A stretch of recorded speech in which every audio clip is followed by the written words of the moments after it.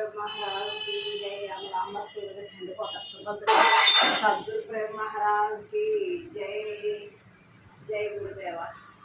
गुरु ब्रह्मा गुरु विष्णु गुरुदेव महेश्वर गुरु साक्षात् परब्रह्म तस्मै श्री गुरुवे नमः।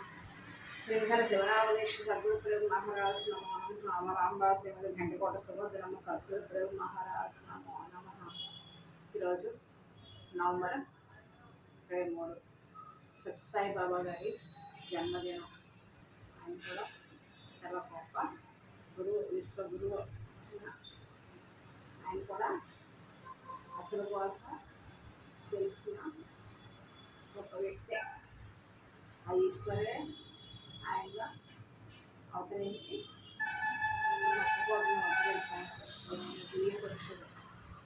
ఆయన దగ్గర కూడా ఈ ముద్ర పెట్టుకుని కూర్చుని ఉండేవాడు. గమనించారు లేదా సాయిబాబా ఈ ముద్ర? దీని అర్థం ఏంటంటే ఈ లోపల ఏముంది? చిన్న ముద్ర అంటారు. ఏమి లేని దాన్ని చక్రంగా ఆయన తెలియజేసేవారు. ఏమీ లేదురా ఆయన, ఏంటి అలా కొట్టుబట్లాడుతున్నావు, ఏ జాగ్రత్తగా ఉన్నావు, నీ నిజస్థితి తెలుసుకో అని చక్రం చూపించేవారు. అది ఎవరు తెలుసుకునేవారు కాదు. ఆ తెలుసుకునే జ్ఞానం ఉంటే ఆయన అర్థం తెలిపినాము. ఎవరికి ఏమైనా కోరుకుంటే అది విశ్వానుగ్రహంతో ఆయన ఆశిస్తుతో లభించాయి. సో ఈరోజు ఆయన పుట్టినరోజు కాబట్టి ఆయనకు కూడా మనం మన అసలు కూడా భక్తులు అందరూ కూడా ఆయనకు కూడా గురువులతోటి ప్రణామంలో తెలియజేసుకున్నాం. గౌరవ నమస్కారం. శ్రీ జయ శ్రీ సత్యసాయి భక్తి సాయి హృదయ నివాస సాయి నమో నమః. జయ సత్యదేవ. ఈరోజు బాగుంటుంది. శుద్ధ నిర్గుణ తత్వ కందార్థములు భాగవత కృష్ణదేవ సిద్ధార్థులు రచించిన శుద్ధ నిర్గుణ తత్వం కందార్థంలోని 96వ పద్యం నేర్చుకుందాం. 96వ పద్యం. 96వ పద్యం. తల ఎత్తి చూడజాలునే అలచీకటి ఎదుర్నించి అబ్జాబ్జ కలను కలవచ్చి మేల్కయందున కలచేష్టలం రోల నిలిచి కనుగోనగలదా అట్లనే ఎరుక కనుగోనగలదా. ఇలలో సద్గురు బోధ నిరుగని పునరుని చేష్టలు గంటే నొలకి సద్గురు బోధౌట కనుగొనగలదా అట్లనే ఎరుక కనుగొనగలదా. ఈ పద్యం భావం అండి ఎంతో గొప్పది. ఈ భావం తెలుసుకుంటే మనం అర్థమైపోతాం. కవి హృదయం ఎలా ఉందో ముచ్చరించుకుందాం. ఓ శిష్య, చీకటి సూర్యుని ప్రకాశంను ఎదుట నిలిచి తల ఎత్తి చూడగలదా? చీకటి అండి, రాత్రి కాడ చీకటి ఉంది, కరెంట్ కూడా లేదనుకోండి, కాడ చీకటిగా ఉంది. ఆ చీకటి వచ్చి సూర్యుడి ముందు నుంచుని చూడగలదా? సూర్యుడిని చూడలేదు కదా. సూర్యోదయం కాకుండా చీకటి మాయమైపోతుంది లేదు కదా. చీకటి భ్రమ. ఆ కాంతి లేక, ఆ సూర్యకాంతి ఎప్పుడైతే మనకి గోచరం అవుతుందో చీకటి వెళ్ళిపోతుంది. ఆ సూర్యుని చీకటి ఎదురుగుండా నుంచి చూడగలదా? చూడలేదు. అలాగే పరిపూర్ణాన్ని ఎరుక ఎదురు నిలబడి చూడగలదా? ఎరుకుంటే పరిపూర్ణం లేదు. పరిపూర్ణం దర్శనం అవ్వాలంటే ఎరుకను విడిచి ఉండాలి. ఎరుకలేని స్థితి అంతా నిండి ఉన్న బ్రహ్మమయ స్థితి. ఆ ఎరుకతోటి ఆ బ్రహ్మదర్శనం కాదు. ఎందుకంటే ఏదో లేదు, ఈ నేనని ఈ అహమే మనలో ఉన్న ఈ పంచతన్మాత్రలతో, ఈ పాంచభౌతిక శరీరంతో మనం ఆడే ఆటే ఎరక. దీన్ని ఆడించేది లోపలన్న సత్తా. దాన్ని పక్కకు తీసేస్తే గురుకరణతోటి ఉన్నది అచలమే. అహం రహిత స్థితి అచలం. అచలం అంటే చలనం లేనిది, అంతా నిండి ఉన్న బ్రహ్మస్వరూపం. ఆ దర్శనం కావాలంటే తీరిక లేని వాళ్ళం అవ్వాలి. అది ఎలా అవుతుందంటే మంత్రం తీసుకోవాలి, గురుకరణతో మంత్రజపం చేయగా ఆ నేనన్న భావన పూర్తిగా మనకి రద్దయిపోతుంది. ఉన్నది పరిపూర్ణం, లేనిది ఎరుక. ఆ ద్వాదశి భావంలో ఉన్నదే పరిపూర్ణం, అంతా నిండు ఉన్న బ్రహ్మం. ఉన్నదే బ్రహ్మం, బ్రహ్మ సత్యం అంటారు, అదే స్వచ్ఛమైంది. అది జాగ్రత్త మిథ్యం అంటారు కదా. ఈ జాగ్రత్త అంటే ఈ శరీరంతో పాటు దీని లోపల ఉన్న ఆత్మ కూడా రెండు కలిసే వస్తున్నాయి. అదే జాగ్రత్త, జీవ జాగ్రత్త. ఈ రెండు కూడా శూన్యం చేయాలి. శూన్యం అంటే శూన్యం కాదు, పూర్తిగా లేని స్థితి, లయం అవ్వాలి. లయం అవ్వాలంటే మనిషి అవ్వాలి కాదు. ఎంత సాధన చేసినా, ఎన్ని జపయజ్ఞాలు చేసినా, ఎన్ని ప్రార్థనలు చేసినా, ఎన్ని దేవాలయాలు, ఎన్ని తీర్థయాత్రలు, ఈ ఎంత శరీర జాగ్రత్తలు వదిలేవు కాదు. వదులుతాయి. ఎలా వదులుతాయి? గురు కరుణతో వదులుతాయి. గురు కరు సౌమ్యతోటి ఇదిగో పరిపూర్ణం, ఒలుగుచ్చు సందులేక కలిగి ఉన్నది వట్టబయలు గదరామాయన్న, ఇదిగో చూడు కదలాదోయన్న అని గురువు చెప్పినట్టుగా ఈ పరిపూర్ణ దర్శనం ఎప్పుడైతే గురువు శిష్యుడు చూపిస్తాడో, ఆ శిష్యుడు అర్థజ్ఞాని అయ్యి తెలుసుకొని కదా సత్తా ఉన్నవాడే, గ్రహించగలిగిన వాడు అవుతాడో అప్పుడే లేడు. మరి ఉంది కదా, ఉన్నది ఏంటంటే పంచదశ. పంచదశలో ఏముంది? కళతో వచ్చిన శరీరం ఎలాగో అలాగే కళలో శరీరాలు వస్తున్నాయి, వాటి వ్యవహారాలు చేసుకుంటున్నాయి, అవే పోతున్నాయి. లేకు రాగానే కళతో పాటు నువ్వు కూడా లేవు కదా. ఆ కళ ముచ్చట్ల కళలోకంలో ఉన్న నువ్వు, నీతో ఉన్న జగత్తు అంత లేదు కదా యథార్థానికి. అది కళ పోయింది. అది అలాగా ఈ ఎరుక పరిపూర్ణం ఎదుటను వచ్చి ఎప్పటికీ పరిపూర్ణాన్ని దర్శించలేదు. చీకటి వచ్చి సూర్యుని ముందు నుంచుని సూర్యుని దర్శించగలదా? సూర్యోదయం కాగానే చీకటి ఉంటుందా? ఉండదు. దాని అంతా అదే పోతుంది. ఎక్కడ పోతుందంటే అంతే, లేదు. చీకటి ఎలాగ అయితే లేకుండా పోయిందో వెలుగు రాగానే, అలాగే పరిపూర్ణ దర్శనం కాగానే నువ్వు లేవు. నువ్వు లేకుంటే నీకు ఈ బాధ, ఈ జనన మరణాల బాధ, ఈ ఊబి, ఈ వ్యవహారంలో చిక్కుపడ్డాలు, ఈ బంధాలు, ఇవన్నీ కూడా పటాపంచలైపోతాయి ఒక్క గురు దర్శనం, గురు సూచన. అందుకే గురువుని మించిన దైవం లేదన్నారు. దైవం పూజిస్తే మంచిదే, నీకు సద్గుణాలు వస్తాయి, మనోభిష్టాలన్నీ నెరవేరుతాయి. కానీ నువ్వు రైతం అవ్వో, నిన్ను కూడా నశింపజేయాలి. ఎలాగంటే అతని గోడలోనే అసలు గురువులు పాలన పట్టుకుని అసలు మంత్రోపదేశాలు తీసుకుని ఆ మంత్ర పాపం సాధన చేయగా నువ్వు లేకుండా పోతావు. నేను గురువు అర్పణ చేసేసుకుంటావు. గురువు ఆజ్ఞ ప్రకారంగా ఇగో దీపం ఉంది కదా, దీపంలో భక్తి తమ్ముడు ఉన్నంతకాలం కాంతి ప్రకాశిస్తూ ఉంటుంది. అలాగే నీ కర్మకాలంలో తెచ్చుకున్నది ఉన్నంతకాలం నువ్వు ఈ వ్యవహారం చేస్తావు. తర్వాత మనం నడిచే విధానం కర్తృత్వరాహిత విధానంలో ఉంటాం కదా. కర్తృత్వరాహిత విధానంలో ఉన్నప్పుడు కర్మ పోగేస్తావు, పట్టుకెళ్ళే కర్మ లేదు. ఎందుకంటే నువ్వు గురువుకి అంకితం అయిపోయావు. గురువు సేవకుడిగా మాత్రమే ఈ ఇళ్ళలో నువ్వు తెలుసుకున్నావు, ఈ స్వప్న జరుగుతున్నావు. లేకుంటే గురువు లేవు, శిష్యులు లేవు, రెండు లేదు.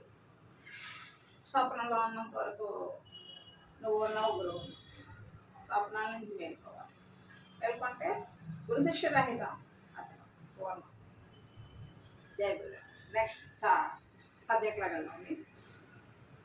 ఓ శిష్య, చీకటి సూర్యుడు ప్రకాశం ఎదుట నిలిచి తల ఎత్తి చూడగలదా? అట్లే మేల్కయందున చేసిన పనులు ముందుగా కళలో చేసిన పనులు వచ్చి చూడగలవా? కళలో చేసిన పనులు వచ్చి మేలులో నిలబడి చూడగలవా? అవి అవి ఆ విధంగానే ఎరుక పరిపూర్ణమును కనుగొనగలదా? కనుగొనలేదు. కళలో వచ్చి చేసిన పనులు మెలకువలో వచ్చి నిలబడగలవా? నిలబడలేవు కదా. కళతో పాటే మెలకు రాగానే కలపోయింది. అలాగే పరిపూర్ణం ముందు ఎరుక నిలబడి చూడగలదా? కనుగొనగలదా? పరిపూర్ణాన్ని కనుగొనలేదు. ఎందుకంటే మనోవాకాయ కర్మలచే గోచరం అయ్యేది కాదు, మనసుతో ఊహించేది కాదు, కాళ్ళతో దర్శించేది కాదు. మరి అంతా నేను ఉంది అది తెలుసుకోవడం ఎలాగంటే నీవు లేని స్థితిలో నువ్వు ఒకటి. అదే పరిపూర్ణ దర్శనం. చూసి వచ్చి చూడగలదా? ఆ విధంగా ఎరక పరిపూర్ణమును కనుగొనగలదా? ఎరలో సద్గురు బోధ స్థితి పొందిన నరులు సమస్త కర్మలు చేష్టలు ఉలక్కే. ఈ ఇలలో అందరూ ఉన్నారు. గురుబోధ తెలుసుకుని గురుపాదం పట్టుకుని ఆ లేని స్థితి జనక మహారాజు ఎలాగైతే చక్రవర్తిగా తన రాజ్యభారాన్ని అంతటినీ మోస్తూ ఏమీ లేనివాడిగా విదేహుడిగా విదేహ చక్రవర్తి అంటారు. విదేహం అంటే దేహంతో అంటని వాడు విదేహుడు. అలా ఎలాగైతే ఆయన అంత బాధ్యతలో అంత వ్యవహారం చేస్తూ లేని స్థితిలో ఉన్నాడు అలాగా ఉంటారనమాట. ఈ ఉపదేశం తీసుకుని ఈ గురు మార్గంలో ఉండి ఆచరదర్శనం అయిన వాళ్ళు, ఎరుక లేని వాళ్ళు వ్యవహారం అంతా అందరిలాగే ఉంటారు, అన్ని వ్యవహారాలు చేస్తారు. కానీ వారికి కర్మఫలం అంటదు. అది కర్మ లేకపోతే జన్మ లేదు, కర్మతోటే జన్మ.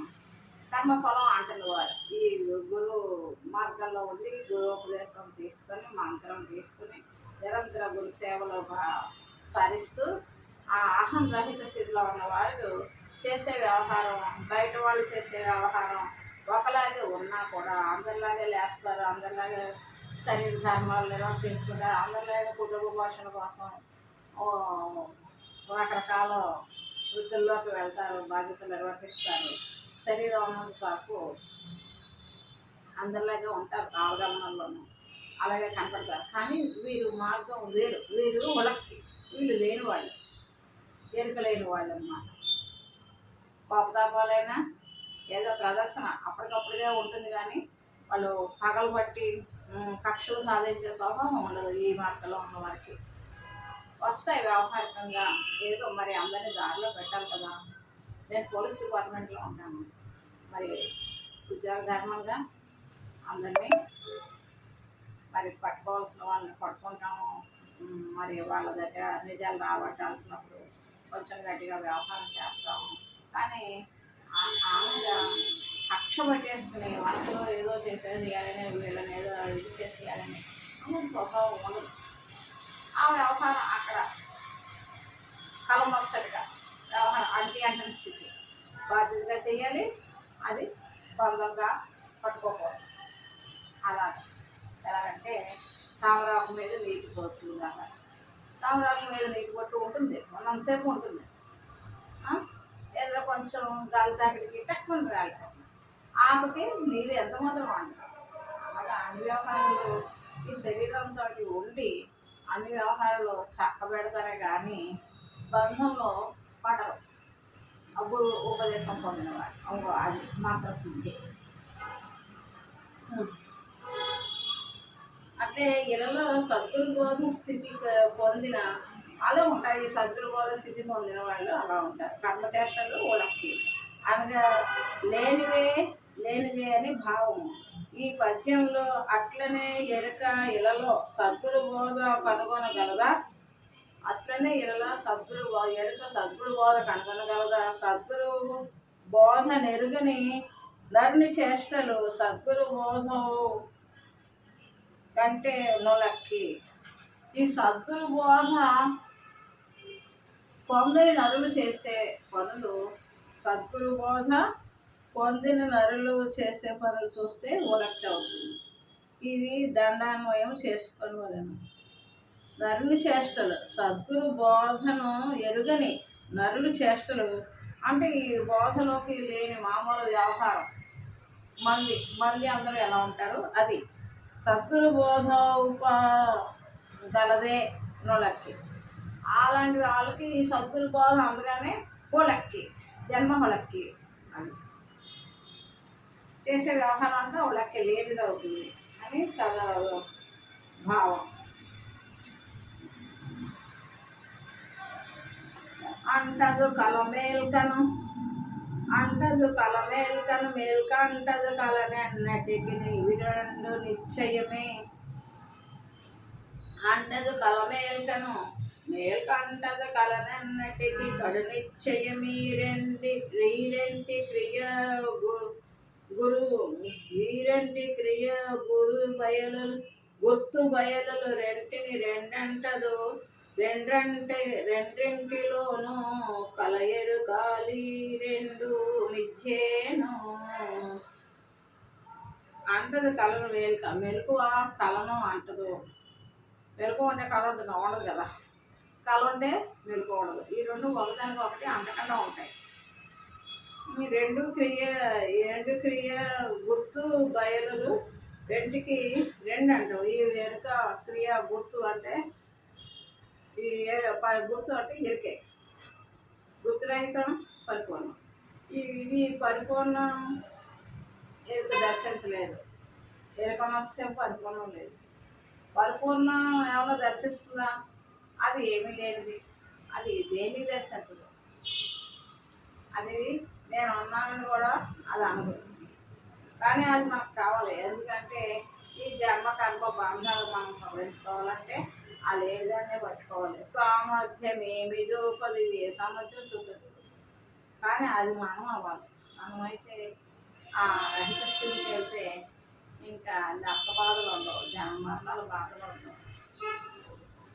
సామర్థ్యం ఏమి చూపదు రామ క్రోధ అధికముల ఈ కోపం వచ్చింది ఊపిపోతూ ఉంటాం. అది ఊపుతుందా? పోదు, ఎప్పుడు ఒకలాగే ఉంటుంది. పాములు ఎరువులు కదా, ఏ మాయాజాలు మంత్రాలు ఏమి ఎరువు. ఇతరులు ఏమని మారు వల్క అది బట్ట వయలు దీనికి మృక్కే జయలు అని కొడుతుంటాం. ఇంకా సామర్థ్యం ఏమి చూపుదట, కామక్రోధాల్లో కలిగదట, ఇతరులు ఏమన్నా మారు వలుపుదట. మరి దీనికే అందరూ మొక్కుతున్నారు. ఎందుకంటే దీనికి సత్తా తెలిసిన వాళ్ళు దీనికే మొక్కుతారు.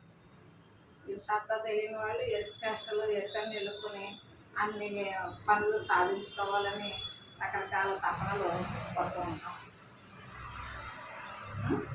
వ్యవహారం అంత జరగాలి, బాహ్యందు లక్ష్యంతో ఉండాలి. చేసుకోండి, అంతరంగంలో శుద్ధిగా ఉండాలి. ఇది అంతరంగంలో ఇదే పరిపూర్ణ శుద్ధి కటాక్షం కలిగిన బాహ్యంలో అందంగా ఉండాలి. కలయరిక లేదేంటిని నిచ్చేను అంటదు కల మేల్కను మేల్క అంటదు కలనన్నటికి కడు నిశ్చయమీ రెండి క్రియ గుర్తు బయలులు రెండిటిని రెండంటవు అంటకుండు రెండింటిలోను కలయరు కాలి రెండు మిథ్యేను. ఆ కాలం ఎరుకేమన్నా సత్యమా? ఎరుక విద్యే, మహామాయ ఎరుక. కలమిద్య కళ లేదని ఒప్పుకుంటున్నాం. ఎందుకంటే కళలో ఉన్నంతసేపు అది నిజం అనుకుంటున్నాం.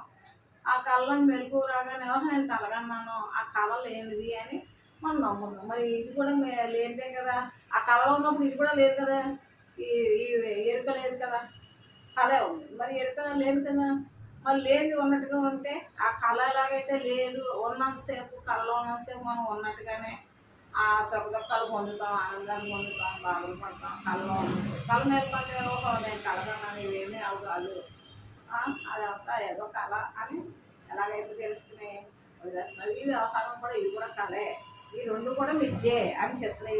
ఈ రెండు మిథ్యేను.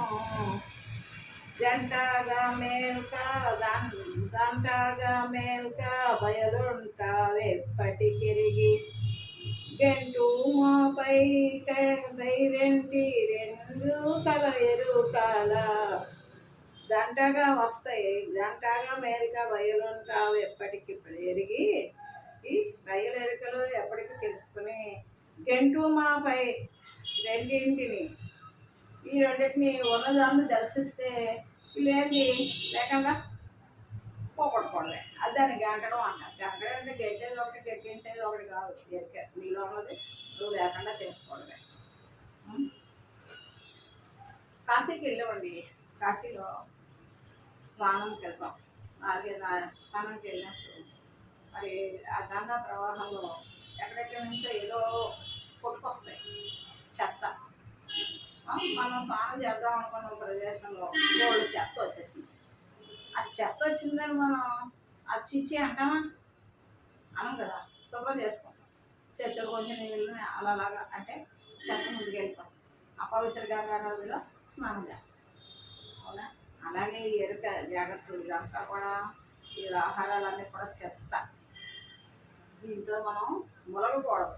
పవిత్ర గంగా జలంలో ఎలాగైతే స్నానం చేస్తున్నాం కాశీ నిలబడి వచ్చిన చెత్త చేతితో శుభ్రం చేసుకుని ఆ గంటేసి ఆ పవిత్ర జలంలో ఎలాగైతే మనకేసి స్నానం చేస్తున్నామో ఆనందంగా ఈ వ్యవహారాలు కూడా ఇవన్నీ కూడా ఈ బుర్రలో వచ్చేవన్నీ కూడా చెప్తే దేన్ని తీసేసి ఆ పరిపూర్ణం అంతా నేను బ్రహ్మ దర్శనం చేసుకుని ఆ బ్రహ్మానుభవ ఆనంద స్థితిలో ఉంటాను. గంగా నది స్నానం అహంరహితమైన స్థితే పవిత్ర నది స్నానం. అహం రహితం, నేను లేను. త్రివేణి సంగమం అన్న అదే. ఆ లేని అనుభవం కలిగితే ఆనందం. హృదయం ఎంతో సంతోషంగా ఉండి ఆ హృదయ సంతోషాన్ని పొందిన నీవు కూడా లేవు. ఆనందరహితం ఆశ్చర్యం. ఆ స్థితి కోసం అందరూ నిరంతరం ప్రయత్నం చేద్దాం. అమ్మ అనుగ్రహంతో ఆ స్థితిని పొందుదాం. రెండింటిని కలయరకాలి రెండు కడుమిచ్చేను. శిష్య కళ కళలను ఎన్నిటికీ ఒకదానికొకటి చూడదు. ఇవి నిశ్చయమే కదా. ఇది కళ మేలుక కళను చూడవు కదా. ఈ రెండు కరెక్టే కదా. ఆ రెండింటి వలనే ఎరుక బయలు రెండు కూడా ఒకదానినొకటి చూడలేవు. కళ మేల్క ఎరుక బయలు. కళ అంటే మేల్క, ఎరుక బయలు. కళ మేల్క అంటే కళ మెలకువ, ఎరుక బయలు. ఎరుక బయలు అహం బ్రహ్మం. అది అను రెండు జంటల్లోనూ కళ ఎరుకలు రెండు మిథ్య. కళ ఎరుకలు రెండు మిథ్య అనగా లేనిదే ఉన్నట్టుగా తోచబడుతుంది. మేల్క బయలు ఎప్పటికీ ఉండేవే అని తెలుసుకొని కళ ఎరుకల జంటను లేనివని విడిచి పెడితే చాలు. జై సద్గురు మహారాజ్. నమో నమః. అమలాంబ శ్రీమతి ఘంటకోట సుభద్రమ్మ సద్గురు ప్రేమ మహారాజ్. నమో నమః. సద్గురు చరణం భవభయ హరణం. సద్గురు చరణం భవభయ హరణం. సద్గురు చరణం భవభయ హరణం. జై గురుదేవ. సుభద్రమ్మ తల్లి. నమో నమః.